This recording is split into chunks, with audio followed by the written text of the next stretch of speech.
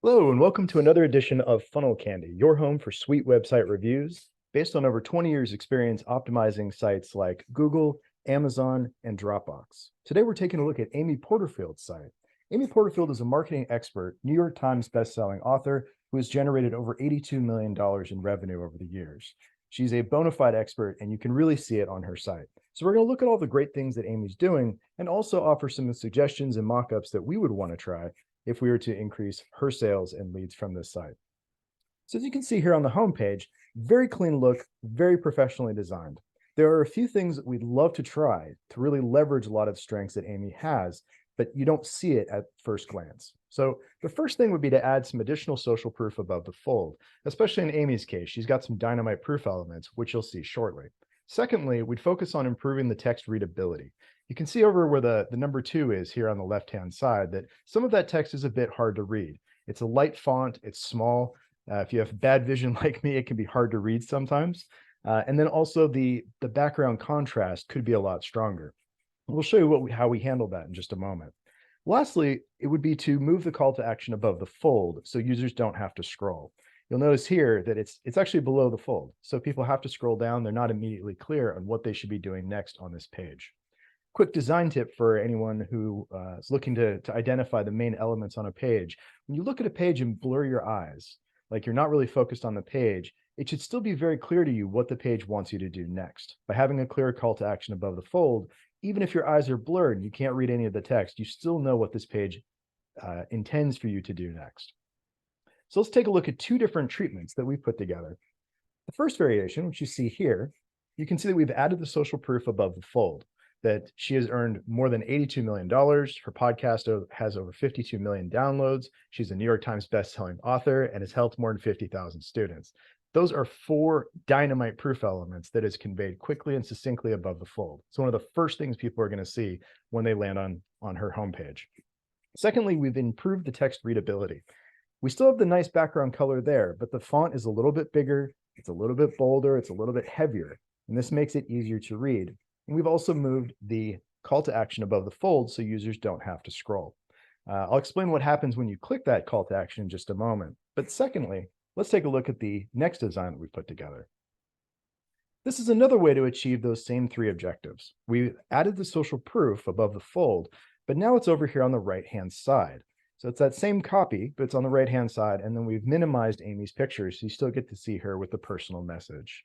The improved text readability, you can see on the left-hand side, it's very dark text. It's basically a headline that is sitting on a white background. Makes it as easy to read as humanly possible.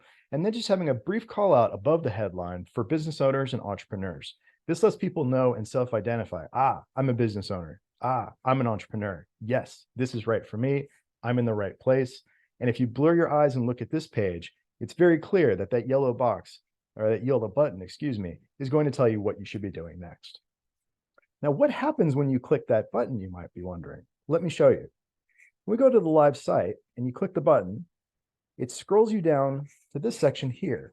Now we have 3 different calls to action, and I'll pull it up here in our screenshots right there.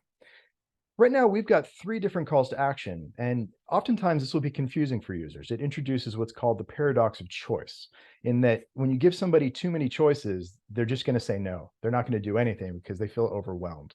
So in this case, we'd probably want to focus on just one of these calls to action. Now, we know that Amy is currently running split tests on her site, which is great to see. She uses VWO, which we've used many times over the past 10, 15 years, and it's a really great tool. VWO also has heat maps, so you can look at the elements on this page to see what people are clicking on. And I suspect that people are clicking on one of these a lot more than the other 2, in which case, look at the heat maps, and if it makes business sense, if all of these do generate enough leads and or revenue, or whatever fits her strategic goals at the time, if it makes sense, just focus on having one of these. Furthermore, you can have this section focus just on one call to action. You could also make that the main call to action above the fold. So for example, we could have the designs that we've looked at before, like this, but instead of having a button to get your free resources now, we could just have an opt-in box so people can provide their email straight away. 2 great examples of sites that are doing this well. First one is Justin Welsh, and you can see here he has what he refers to as the upside down homepage, where we've got a headline, We've got a bit of copy explaining what you're going to get, and then it's just boom, you go straight into the subscribe button. So it's very clear what people are expected to do next on this page.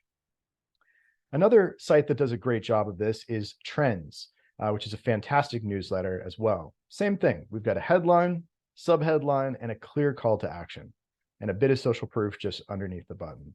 And as we know, Amy's got no shortage of social proof. So that's something that we could certainly play up more. One final thing that we'd love to try on Amy's site is to add an exit overlay to capture more email subscribers for people who are going to abandon the page anyway.